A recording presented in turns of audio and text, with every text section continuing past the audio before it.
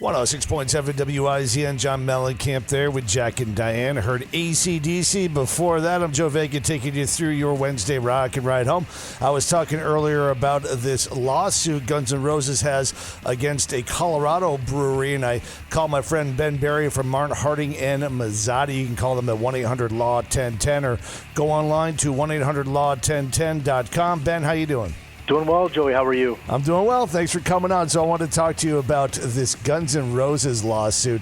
The band is suing a Colorado brewery. Oscar Blues is the name, and they're suing this company for trademark infringement for a beer named Guns N' Rosé, which is an awful name for a beer.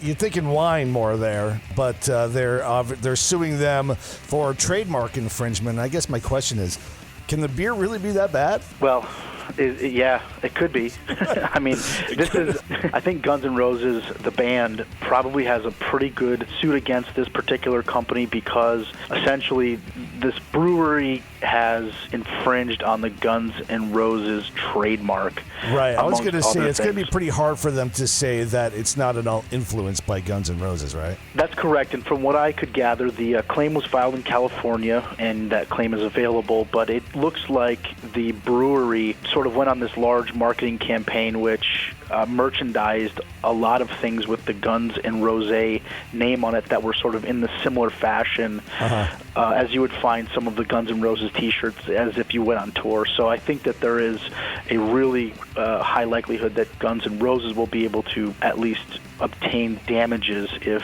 the brewery does not oblige by their cease and desist request or any injunctive relief from the courts. So can Guns N' Roses get money from them only if they don't cease and desist?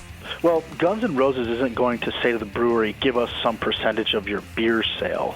Right. And so ultimately what Guns N' Roses, the band, because they are the plaintiffs in this particular action, they have to demonstrate what their damages are. They have to demonstrate that A, this is a trademark infringement, that B, the brewery has somehow diminished the value of the Guns N' Roses trademark. That's an interesting point. Yeah, I mean, Guns N' Roses, Axl, and Slash, they have a trademark. They have a good that they deliver, right. And this brewery is delivering a good that sounds a lot like Guns N' Roses and might not be of their standard. Maybe they don't endorse beer sales. Maybe Axl and Slash don't even drink beer. Yeah. And so there's this sort of taking from or diminishing of the Guns N' Roses trademark, and they have to demonstrate, as the plaintiffs, they have to demonstrate what in fact has been taken from them or how they've been damaged. Gotcha. All right, well, there you go. It must really be awful then.